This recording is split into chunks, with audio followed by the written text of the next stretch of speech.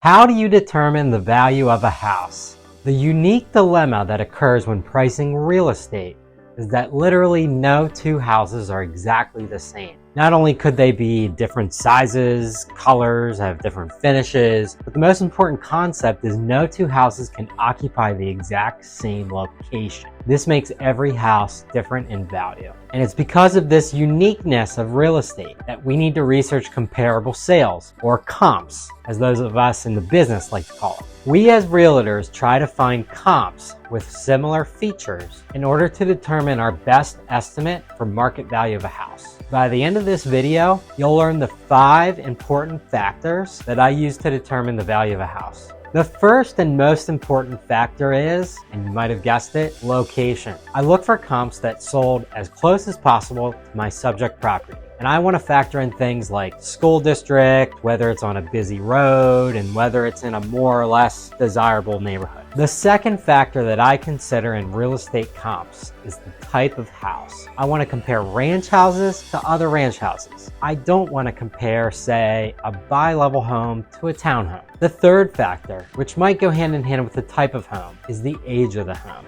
Generally, a newer home or brand new construction will be significantly more expensive on a per square foot basis. So a 150-year-old row home, probably not a good comp for a new construction home, even if it's a townhouse. The fourth factor that I want to consider is size. I want comps with similar square footage, similar size parcel, and the same or similar amount of bedrooms and bathrooms. The final factor, which is the hardest to judge, is the condition of the comps. I want comps that are in a similar condition as my subject property. I'm looking for things like kitchen and bathroom upgrades, flooring and paint updates, and even things like the age and condition of the windows, the roof, electrical, and HVAC components. So those are the 5 factors that I use to assess a property's value: location, type, age, size, and condition. Hopefully it goes without saying that if you're looking for a quick value from Zillow, the Zillow Zestimate does not take condition into account. So this is the main reason to take the Zestimate with a grain of salt. I'm Kyle McCorkle with Prime Home Real Estate, and thanks for watching.